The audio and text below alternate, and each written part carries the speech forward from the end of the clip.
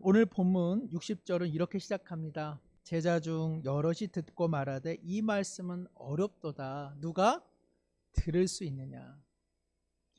야, 성태근 목사님의 말씀은 귀에 쏙쏙 들어왔는데 우리 예수님께서 송 목사님만 못하신 것 같습니다. 예수님의 말씀을 듣는 군중들과 사람들이 뭐라고 대답했다고요? 생각했습니까? 어렵다, 어렵다. 사람들이 어려우니까는 어떻게 했습니까? 61절에 보니까 수군거리는 줄 아시고 수근수근 거리더라는 것이죠. 쑥떡쑥떡 하더라는 것입니다. 쑥떡을 이제 해 드실 시간이 왔죠. 이제 봄입니다. 봄에 나가실 때 호주머니 한켠에는 검정 봉다리를 들고 다니시는 거잖아요. 그러다가 누가 허리 숙여가지고 뭐라도 캐고 있으면 이야, 저분이 신봤구나. 눈이 시뻘개져서 허리 아프신지도 모르고 이제 우리가 쑥을 캐기 시작합니다.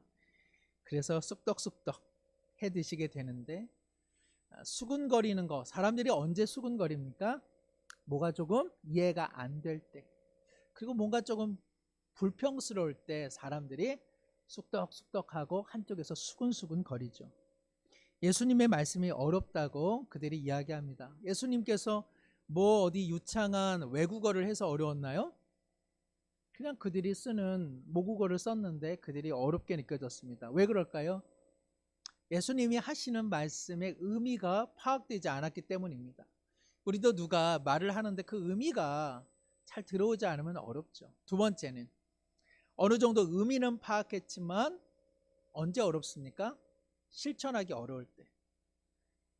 이거 내 삶에 실천하는 거 쉽지 않아 라고 하면 그 말이 어렵다. 말하기는 쉬워도 그렇게 살기는 참 어려워요. 이렇게 우리도 주님 앞에 때때로 항변하지 않습니까? 예수님께서 그들의 수군거리는 마음의 이면을 아시고 61절에 하반절에 이렇게 말씀하십니다. 이 말씀에 대하여 수군거리는 줄 아시고 이르시되 뭐라고 되어 있습니까? 이 말이 너희에게 걸림이 되느냐. 여기 걸림이 된다, 걸림돌이 된다. 이것은 헬라어로 스칸달론이라고 합니다. 이 스칸달론이라고 하는 말에서 어떤 말이 나왔을까요? 스캔들이라고 하는 말이 여기서 나왔습니다. 걸려 넘어지다. 이 스칸달론이 갖고 있는 뜻은 기분 나쁘게 하다, 실망시키다, 기대에 못 미치다. 그래서 걸림돌이 되고 실망스러운 마음, 그것이 스칸달론입니다. 그래서 우리가 잘 아는 스캔들이 왜 스캔들이냐? 어떤 사람에 대해서 혹은 어떤 사건에 대해서 어떤 일에 대해서 기대를 했는데 그것이 오히려 불쾌감을 주고, 야 진짜야? 그럴 수 있어? 그런 일이 있었어? 계속 사람들의 입에 왔다 갔다 회자되기 시작할 때 그것을 스캔들이라고 말하는 까닭이 여기에 있습니다. 진짜야? 사실의 진위를 물어보는 것이죠. 주님이 말씀하십니다. 내가 너희들에게 한 말이 스칸달론, 걸림돌이 되어 지금 수군거리고 있느냐? 불쾌하냐? 믿기 어렵냐? 행하기가 어렵더냐? 이것이 걸림돌이 되어 나를 떠나려 하느냐라고 되묻고 있는 것이죠. 사랑하는 성도 여러분, 어떻습니까? 말씀 사경회 때 저도 많이 웃고 참 정말 단말씀을 듣는 것처럼 마음이 참 행복했습니다. 그런데요, 주신 말씀을 우리가 곰곰이 생각해 보면 3일간의 그 말씀이요, 스칸달론입니다. 만만한 말씀이 아닙니다. 송 목사님의 목회 연륜 속에, 그리고 지금까지 보내온 한 40여 년의 목회 여정 속에 그분께서 탁월하게 말씀하셨기에 우리가 귀에 쏙쏙 들어온 것이지, 그 말씀을 우리의 삶에 적용해보자, 스칸달론입니다. 첫째 날에 욥기서를 통해서 하나님은 내가 한 발 한 발 옮기는 것을 다 알고 계시고 나를 시험하시며 내가 흠없는 사람인 것 알 터인데 가로치고 뭡니까? 하나님 제게 왜 이러십니까? 남일이니까 뭐 그런가 보다죠. 우리의 삶에 뜻없는 고통, 고난이 올 때에 하나님 앞에 울부짖는데 더 가중한 고통이 엄습하고, 내가 하나님 앞에 질문했는데, 내가 기도했는데 하나님께서 내게 응답하지 않으신다? 그럴 때도 하나님을 계속 바라볼 수 있는가? 그 질문이거든요. 이거 쉽지 않습니다. 스칸달론이에요. 얼마나 많은 사람들 어렵게 교회에다가 앉혀놔도요, 떠나가는 경우 얼마나 많습니까? 한 3, 4주 나오시다가 교회 다녔는데 오히려 지금 하고 있는 일이 엉망이 됐습니다. 집에 우환이 있습니다. 따지고 보니까 교회 나오기 시작하니까 그런 일이에요. 저는 교회랑 안 맞습니다. 그래서 신앙을 접는 사람들이 얼마나 주위에 많이 있습니까? 둘째 날 말씀도 그렇습니다. 불의한 청지기의 지혜의 말씀. 하나님께서 우리에게 주신 것 많고 적건 간에 다 하나님의 것이니 하나님께서 부르시는 그날 있음을 알고 어떻게 하라고요? 다 갖고 가라, 쓰고 가라, 다 쓰고 가라. 다 아멘 하셨잖아요. 그러나 다 쓰고 가실 겁니까? 하나님의 영광, 하나님의 나라를 위해 내가 갖고 있는 물질, 또 내가 갖고 있는 에너지, 힘, 시간, 마음, 열정, 하나님 나라 위해 다 쓰고 가는 것 하나님의 뜻일진데 이거 사실 우리에게 스칸달론 아닙니까? 셋째 날 형통에 대해서 말씀하셨는데 우리가 주님 믿으면 형통하다. 우리가 생각하는 셀라흐, 만사 형통. 그러나 요셉이 경험한 형통은 무엇입니까? 찰라흐. 하나님의 계획이 우리의 삶 속에 진행되어지고 이루어지는 것.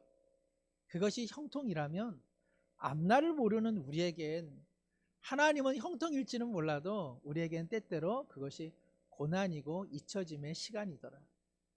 사랑하는 성도 여러분, 요셉의 결말을 아니까 요셉의 형통 주님 제게도 주옵소서 기도할 수는 있지만 우리의 삶의 결말을 우리가 잘 모르잖아요. 고난이 오는데 성경은 그것이 하나님의 형통, 하나님의 뜻이 이루어지고 완성되는 기간이라고 말씀하는데 이 믿음 갖는다는 것 스칸달론입니다. 성경의 말씀은요, 위로와 격려, 소망되는 말씀 참 많습니다. 그거 붙잡아야 됩니다. 그래야 우리가 살죠. 그러나 그 말씀만 있는 것 아닙니다. 성경의 말씀은 스칸달론 참 많습니다. 나를 넘어뜨리는 말씀, 내가 결단해야 되는 말씀이 많다는 것이죠. 말씀을 피하지 않고 그 스칸달론의 말씀 앞에 넘어지더라도 다시 일어서서 넘어갈 때만 신앙인의 성장과 오늘 장로님 기도해 주신 것처럼 신앙 성숙의 분기점이 마련되는 줄로 믿습니다. 오늘 우리 호산나 찬양대 귀한 찬양 드렸는데요. 오늘 1부 때에는 우리 앙상블 기악팀이 오늘 하나님 앞에 멋들어지게 오늘 은혜라고 하는 공명으로 영광을 올려드렸습니다. 한 2달 전부터 연습을 하셨나요? 아우 시끄러워가지고 제가 참 힘들었어요. 근데 지나고 나면 이것은 드디어 저도 흥얼흥얼 거리는 그런 아름다운 곡조가 되었습니다. 모르기는 몰라도요, 아마 연습하시면서 뭐 바이올린 또 플룻 등등 아마 제일 연습 많이 한 부분은 잘 되는 부분을 연습을 많이 했겠습니까? 잘 안 되는 부분을 연습 많이 했겠습니까? 보나마나 안 되는 부분, 스칸달론, 익숙하지 않은 것, 소리 잘 안 나오는 것, 그 부분에 우리 앙상블 기악팀이 얼마나 혼신을 다해서 연습을 했겠습니까? 그러니까 오늘 1부 예배 때 참 은혜가 가득했습니다. 우리 신앙도 그런 것 아니겠습니까? 스칸달론, 하나님의 말씀이 걸림돌 될 때 이것을 피하지 않고 그 걸림돌과 직면하여 그 걸림의 말씀을 넘어서야 무엇이 있겠습니까? 신앙의 성장이 있고요, 영적인 성숙이 일어나는 것입니다. 그러지 않고서는 그냥 뱅뱅 도는 것이죠. 어제나 오늘이나 동일하신 주님께서 어제나 오늘이나 동일한 내 신앙으로 주님 앞에 서는 것, 이것은 부끄러운 일이 되는 것입니다. 나에게 잘해주는 사람에게 잘해주는 것 하나님이 칭찬하실까요? 안 하실까요? 별로 칭찬 안 하신다 생각합니다. 그거 신앙의 힘 없어도 하는 것 아닙니까? 내게 잘해주는 사람 나도 잘해주죠. 내게 잘해주는 사람, 내가 잘한다고 하나님 앞에서 그것 칭찬받을 것이라고 생각하는 것은 좀 오판이죠. 내 생각과 참 맞는 사람들이 있어요. 그 사람들과만 어울려요. 좋아요. 그 안에서 따뜻하게 섬기고 교제 나눠요. 하나님께서 그 모습 보시고 참 형제간에 아름다운 우애가 있다라고 말씀하시겠습니까? 별로 하나님 거기에 관심 없죠. 그거 기도하지 않고 신앙생활 없어도 누구나 다 하는 겁니다. 그죠? 진짜 하나님께서 칭찬하시고 진짜 신앙의 진 면목은 어떤 겁니까? 나와 생각이 다른 사람, 나와 낯선 사람, 내 삶의 스타일과 맞지 않은 사람, 바로 그런 사람과 함께 연합하려고 하고 함께 마음을 모으려고 하고, 그리고 그 사람 앞에서 나를 낮추고 내 목소리를 숨기고 있는 것처럼 없는 것처럼 그저 스며드는 사람. 저는 우리 교회, 우리 부서에, 우리 모임에 그런 사람이 많아질 때 우리 교회는 멋지게 더욱더 변화되어질 줄로 믿습니다. 그럴 때 신앙의 성장이 있는 것이겠죠. 그럴 때 하나님께서 칭찬하시죠. 참 너와 다른데, 참 너와 마음의 격이 맞지 않은데 그렇게 품으려 하고 자기 자신을 내려놓고 자기를 부정하고 자기를 비워가는 사람, 그 사람의 마음에는 하나님이 임할 자리가 많기 때문에 그래서 그 사람은 신앙이 변화되고 변모되어지는 것입니다. 저도 개인적으로 참 사람 안 변해, 저도 참 안 변하기는 하는 것 같습니다. 그러나 우리가 사람 안 변해 그 말로 우리 신앙의 정체성을 하나님 앞에서 변화할 수는 없다. 그러면 우리 신앙생활 왜 하나 이런 생각도 가끔 합니다.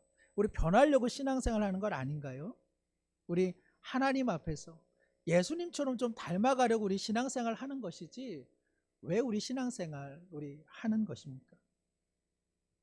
수군거리는 교회가 아니라 스칸달론 앞에서 그냥 돌아서는 우리 성도들이 아니라 하나님이 사랑하셔서 우리에게 주시는 걸림돌의 스칸달론을 기어이 넘어서서 우리 서로가 서로에게 선물이 되어지는 그런 공동체가 되기를 간절히 소망합니다. 예수님께서 이들에게 무슨 말씀을 했을기에 이들에게는 걸림돌이 되었을까? 왜 이들이 스칸달론으로 이 말씀을 받아들였을까? 그것은 앞선 이야기인데 그것을 하나로 요약할 수 있는 구절이 있습니다. 요한복음 58절입니다. 요한복음 6장 58절 말씀 우리 한 목소리로 함께 읽겠습니다. 이것은 하늘에서 내려온 떡이니 조상들이 먹고도 죽은 그것과 같지 아니하여 이 떡을 먹는 자는 영원히 살리라. 떡 이야기가 나옵니다. 잘 아시겠죠? 왜 떡 이야기가 나오는지.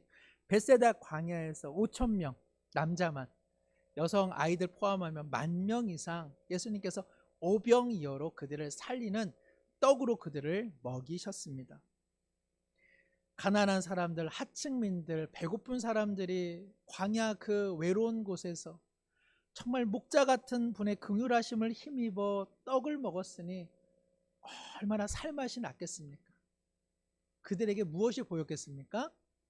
구세주가 보인 것이죠. 왕이 보인 것입니다. 우리를 이 피폐한 삶에서 구원할 왕, 우리를 로마의 압제로부터 자유케 할 왕, 우리의 삶을 윤택하게 할 왕이 바로 이 자리에 있구나. 그래서 이들이 불언천리 먼 길 마다하지 않고 예수님께서 광야를 떠나 호수를 떠났는데도 끝까지 찾아왔습니다. 그들의 아마 눈꺼풀을 이렇게 뒤집으면 한쪽에는 왕, 한쪽에는 떡, 이렇게 눈동자에 왕떡이 이렇게 새겨져 있었을 것입니다. 뭐가 잘못됐습니까? 아마 우리라도 저라도 광야에서 우리 예수님 봤으면요 끝까지 추적했을 것입니다. 그리고 주님 정말 우리 민족의 왕이 되어 주옵소서. 있는 사람이나 없는 사람이나 다 한 끼 식사는 해야 되죠. 몇 끼마다 다 먹어야 됩니다. 누가 우리의 삶에 떡을 주겠다고 하는데 마다할 사람이 어디 있습니까? 정말 그 사람에게 때로는 목숨이라도 바치고 싶은 마음 있지 않겠습니까? 그런데 예수님께서 야, 그 떡 내가 너희들에게 배불리 먹여줬다만, 그리고 너희 조상들이 가나 시내 광야에서 그 떡 실컷 먹었지만 그 떡은 어떤 떡이라고 오늘 말씀하십니까? 오늘 58절에 보니까 조상들이 먹고도 죽은 그것과 같지 아니하여. 그 떡은 먹을 만한 떡이지만 생명을 주는 떡은 아니다. 이 땅에서 먹으나 그러나 죽음을 피할 수는 없는 떡, 먹고 죽는 떡이라고 오늘 말씀하고 계시는 것입니다. 자신들은 예수님에게 떡을 구하고 있는데 예수님은 얘들아 그 떡 먹고 죽는 떡이야 이리 말씀하시니까 지금 그들에게 이 말씀이 무엇이 되었습니까? 걸림돌, 스칸달론이 되고 만 것입니다. 그러니 어떻게 하겠습니까? 우리 예수님에게 기도하실 때에 죽더라도 먹는 떡, 우리 삶에 필요한 그 떡 구해야 되겠습니까? 아니면 생명의 떡만 구해야 되겠습니까? 생명의 떡만 구하시겠습니까? 그러면 세상을 살아갈 떡은 어디서 구하겠습니까? 주기도문에 예수님께서 어떻게 기도하면 좋습니까? 할 때 주기도문 이렇게 기도하라 말씀하셨습니다. 주기도문 크게 두 부분으로 나눠져 있죠. 첫 부분은 하나님 나라를 위한 기도, 두 번째는 너희들의 삶을 향한 하나님의 은혜를 구하라. 두 번째 우리를 향한 하나님의 은혜를 구하라고 하는 그 첫 단락의 첫 기도 제목이 무엇입니까? 오늘 우리에게 일용할 양식을 주시옵고. 예수님께서 기도할 때 있잖아, 너희들의 삶에 필요한 양식 그거 꼭 내게 구하라. 세상이 주는 것 아니야. 꼭 내게 구해. 그래야 너희가 이 땅에서 살아갈 수 있다라고 말씀하십니다. 사랑하는 성도 여러분, 죽더라도 먹어야 되는 그 떡 우리 예수님에게 구하기를 소망합니다. 그래야 우리가 이 세상에서 비굴하지 않고 당당하게 살 수 있기 때문이요. 하나님께서 우리의 수치와 부끄러움을 제하시기 위해서라도 반드시 삶에 일용할 것들을 나누어 주실 줄로 믿습니다. 그러나 중요한 것 있는데 오늘 주님께서 그 떡은 하루하루는 살아가지만 영원한 생명의 떡은 아니라는 사실입니다. 그 떡은 먹으나 죽는 떡이라는 것입니다. 일본에서는요, 연초에 새해 맞이할 때 우리나라처럼 떡국을 먹는다고 합니다. 그런데 이 떡국 먹다가요 종종 죽는다고 합니다. 올해 한 2명이 죽었고요. 2015년에는 무려 한 130명의 사람들이 새해 연초에 우리식으로 말하면 오전이라고 하는 이 찹쌀 모찌 떡국을 먹다가 어떻게 됐다고요? 돌아가셨습니다. 꿀떡꿀떡 드시다가 돌아가시고 말았습니다. 목구멍에 걸렸어요. 걸림이 된 거죠. 재미난 것은 일본 소방청에서 그 떡국을 먹을 때 뭘 준비하라고? 진공청소기를 준비하라고 지금 얘기를 했습니다. 그 몇몇 사람들이 그 위험한 순간에 입을 벌려서 진공청소기로 그 떡을 빼냈기 때문에 일본에서 잘게 잘라 먹던지 아니면 진공청소기를 옆에다 두셔서 먹던지. 우리 사랑하는 성도님들도 내년 우리 정월에는 꼭 진공청소기를 옆에다 두시고 떡국을 드시면 좋을 것 같습니다. 살자고 먹는 떡이었는데 어떻게 됐습니까? 죽었습니다. 우리가 주님 앞에 구하는 떡, 먹지만 죽는 떡이 많이 있습니다.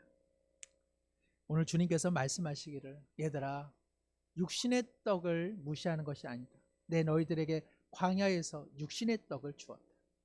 그러나 너희가 정작 먹어야 할 떡은 생명의 떡이다. 육신의 떡을 통해 이 세상의 비참함과 불안과 그리고 영원한 사망을 견뎌낼 수 없다는 사실입니다. 너희가 끊임없이 내게 나와 삶의 안정과 성공의 떡을 요구하지만 그 떡으로 너희들의 삶의 참다운 평안과 그리고 사망으로부터 심판으로부터 벗어날 길은 제공되지 않는다고 말씀하는 것입니다. 사랑하는 성도 여러분, 예수님께 나올 때 죽으나 먹어야 하는 그 떡을 구하십시오. 그러나 먹고 죽는 그 떡만 구하려고 주님 앞에 나와서는 안 된다는 사실입니다. 먹고 죽는 떡이 아니라 먹고 사는 떡을 구하는 우리 모든 성도님들 되시기를 축복합니다. 1972년부터 1974년 미국을 뒤흔든 사건이 있었죠. 닉슨의 워터게이트 사건입니다. 베트남 참전을 반대하는 민주당의 워터게이트 빌딩 안에 불법 침입하여 도청하고 그리고 여러 가지 불법을 자행했습니다.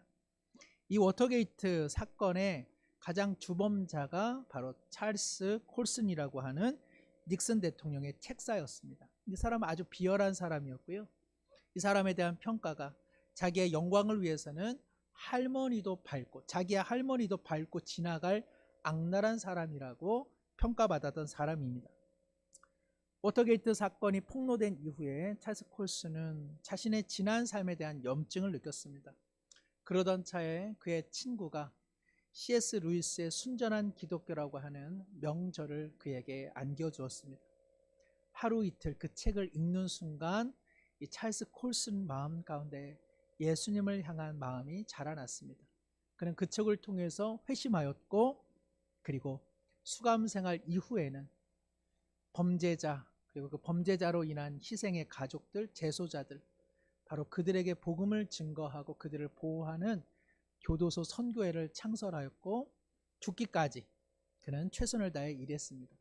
1993년 종교계의 노벨상이라 불리는 템플턴상을 수상하면서 그는 헌신의 삶으로 전환되었습니다.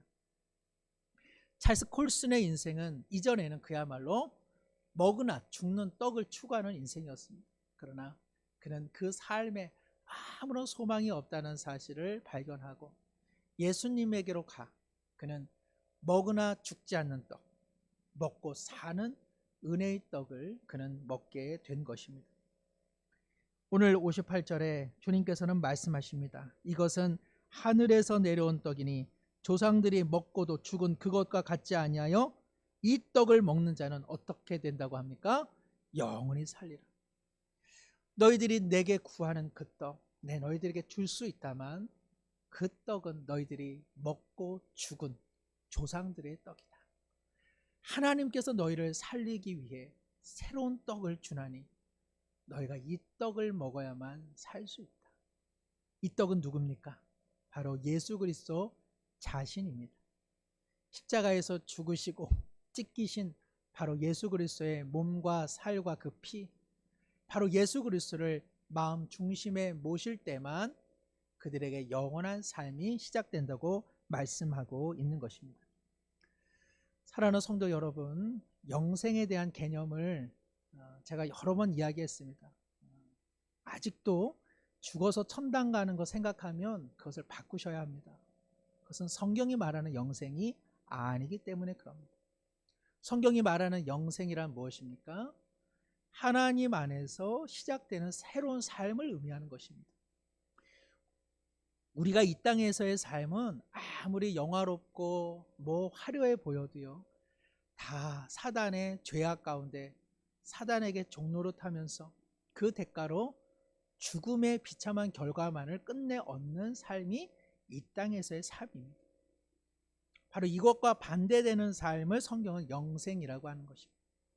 영생은 원래 우리가 누려야 될 하나님의 은혜 안에서 의와 평화와 은총과 생명과 기쁨과 자유를 누리는 그 삶인데 우리가 이 삶을 버린 것이죠.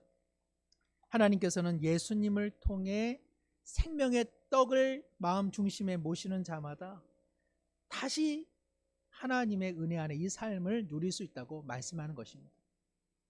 물론 우리가 죽어서 가는 그 천국에서의 삶, 하나님의 나라의 완전한 삶에서 비추어 보면 우리가 여기서 누리는 하나님과의 사귐은 조금 연약할 수 있습니다. 그러나 이 땅에서도 충분히 우리가 하나님 안에서 누릴 수 있는 많은 은혜와 그리고 기쁨과 생명이 있는 것이죠. 찬송가 436장 나 이제 새 생명 얻은 몸, 주 안에서 새 생명 얻어 이 땅에서 영생을 맛보며 영원히 살리라. 누구는 벌써 이 영생을 누리는가 하면 어떤 분은 이것에 대한 확신 없이 죽어봐야 알지, 가봐야 알지 하면서 생활하는 분이 있다면 신앙생활 가장 슬프고 비참하게 하는 것이라 말씀드릴 수 있습니다. 사랑하는 성도 여러분, 예수님을 믿으면서 먹고 죽을 떡을 구하는 것 넘어서야 합니다. 먹고 사는 떡 대신 예수님의 가르침을 우리 삶의 양식으로 삼아야 되는 줄로 믿습니다. 안타깝게도 예수님을 따랐던 이 사람들이 먹고 죽을 떡만 구했기에 이들에게 스칸달론 걸림돌이 되고 말았습니다. 그래서 그들은 예수님이 먹고 사는 떡이라, 하나님께서 친히 너희에게 보내주는 생명의 떡이라 이야기하는데도 전혀 그것을 마음에 받아들이지 않았습니다. 결과는 어떻습니까? 66절 우리 함께 읽겠습니다. 그때부터 그의 제자 중에서 많은 사람이 떠나가고 다시 그와 함께 다니지 아니하더라. 죽더라도 그 먹는 그 떡 달라고 했더니 생명의 떡, 거기에는 관심 없어. 죽더라도 그 떡이나 먹으려 했더니 돌아갑시다. 그리고 다 돌아갑니다. 그런데요, 주님의 말씀이 여기서 끝나지 않습니다. 이제 시선이 12 제자들에게 향합니다. 놀라운 주님의 시선입니다. 야, 먹고 죽을 떡만 구하는 저 사람들을 봐라. 참 너희들은 대단하다. 내게 머물고 있으니 참 고맙다. 주님 이렇게 말씀 안 하시고 뭐라고 말씀하십니까? 67절에 예수께서 12 제자에게 이르시되 너희도 가려느냐. 너희도 가라 이런 뜻이 아니라 너희는 왜 가는 저들과 함께 떠나가지 않고 여기 머물러 있느냐. 우리식으로 이야기하자면 왜 교회 생활 하느냐, 왜 믿음 생활 하느냐, 왜 신앙 생활 지금 하고 있느냐 우리에게 되묻고 있습니다. 떠나가는데 많은 사람들이 예수님을 등지고 떠나가는데 우리는 왜 예수님을 등지지 않고 신앙생활하고 믿음 생활하고 교회 생활하고 있습니까? 주님께서 지금 묻고 계시는 것입니다. 나를 믿는 이유, 나를 따르는 이유, 내 곁에 지금 머물러 있는 너의 마음의 동기가 무엇이냐고 묻고 있습니다. 우리 어떻게 질문할 수 있겠습니까? 두 가지 방식이 여기 성경 본문에 나옵니다. 첫째는 가롯 유다 방식입니다. 주님께서는 64절과 70절 이하에 누가 주님을 옳지 않은 방식으로 따르고 있는지 이미 알고 있습니다. 그럼에도 불구하고 가롯 유다는 전혀 시치미를 떼고 있습니다. 그는 어찌 보면 아까 사라졌던 사람들과 함께 떠나가야 할 사람인데 떠나가지 않고 있습니다. 그는 예수님 곁에 머물러 있습니다. 겉으로 보기에는 그는 제자이고 예수님과 함께 있으니까 그는 주님을 생명의 떡으로 여기는 것처럼 보입니다. 그러나 그렇지 않습니다. 가롯 유다가 예수님에게 머문 까닭은 예수님께로 왔다가 돌아간 사람들의 마음의 동기와 동일합니다. 무엇입니까? 먹고 죽을 그 떡. 그 떡을 예수님 가까이서 예수님의 영광을 통해 자기 영광 삼아 자기가 취하고자 그는 떠나가지 않고 끝끝내 붙어 있었습니다. 이것은 우리에게 심각한 경고를 줍니다. 믿음 생활, 교회 생활 한다고 해서 다 예수님을 생명의 떡으로 먹는 인생은 아니라는 사실입니다.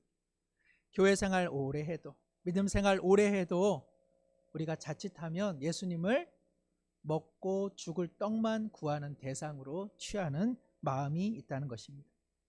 그러니 가롯 유다에게 영생이 시작되었겠습니까? 그에게 삶의 영생은 없었습니다. 다른 방식이 있습니다. 68절과 69절 베드로의 방식인데요. 우리 한 목소리로 읽겠습니다. 시몬 베드로가 대답하되 주여 영생의 말씀이 주께 있사오니 우리가 누구에게로 가오리까? 우리가 주는 하나님의 거룩하신 자이신 줄 믿고 알아사옵나이다. 예수님, 하나님께서 보내신 먹고 살 수 있는 떡이 여기 계시는데 저희가 어디를 갈 수 있겠습니까? 저는 주님에 대해 다 모릅니다. 그러나 저는 주님의 이 말씀을 믿습니다. 저는 떠나지 않겠습니다.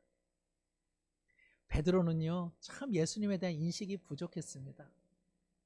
그런데요, 베드로는 주님 사랑하는 마음이 참 지극했습니다. 그래서 그는 예수님을 믿었습니다.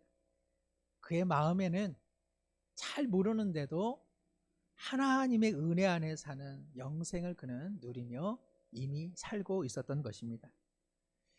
말씀을 맺습니다. 사랑하는 성도 여러분, 때때로 말씀이 단 것처럼 들린다 할지라도 성경의 어떤 말씀들은 스캔달러, 참 걸림돌이 됩니다. 의미가 어렵기도 하고요. 그리고 우리가 삶에 실천하기가 어려워서 걸림돌이 되기도 하죠. 그러나 주님께서 우리에게 걸림돌을 내려놓을 때, 이렇게 놓아둘 때는 걸려 넘어지라는 것입니까? 그 걸림돌을 디딤돌 삼아 나가라는 것입니까? 걸림돌을 디딤돌 삼아 나가라는 것이죠. 그래서 믿음이라고 하는 것은 그 걸림돌에서 돌아서는 것이 아니라, 내가 늘 잘하는 것 하는 것 아니라, 내가 잘 못하는 것, 나를 비우는 것, 나를 내려놓는 것, 바로 그 걸림돌에서 주님을 믿는 믿음으로 나아가는 것, 바로 그것이야말로 믿음의 본질이요, 믿음의 결단이요, 모험이라고 할 수 있습니다. 사랑하는 성도 여러분, 먹고 살기 어려운 이때에 죽더라도 먹을 그 떡을 우리 주님에게 구하십시오. 그러나 우리 주님을 먹고 죽을 떡만 구하는 분으로 여겨서는 안 될 것입니다. 생명의 떡을 먹어야 합니다. 예수님의 말씀을 온 통째로 내 자신에 심는 노력이 있어야 합니다. 우리 모두 먹고 죽지 않을 하나님의 생명의 떡, 그 예수 그리스도를 날마다 마시고 먹음으로써 우리 이 땅에서도 영원한 생명을 함께 누리는 우리 축복된 개인과 가정과 공동체 되기를 기도합니다. 하나님 아버지, 하나님의 말씀은 걸림돌이 되지만 어떤 방식으로 답하고 어떤 방식으로 사느냐에 따라 신앙의 디딤돌이 되는 줄로 믿습니다. 베드로처럼 끝까지 하나님의 뜻을 온몸으로 받드는 우리 모두가 되게 하여 주옵소서. 생명의 떡 대신 예수 그리스도를 우리의 삶에 인격화시키고 내면화시키게 하여 주옵소서. 찰스 콜슨처럼 세상의 스캔들이 아닌 거룩한 반전의 스캔들이 우리의 삶에 일어나게 하옵소서. 예수님의 이름으로 기도드리옵나이다. 아멘.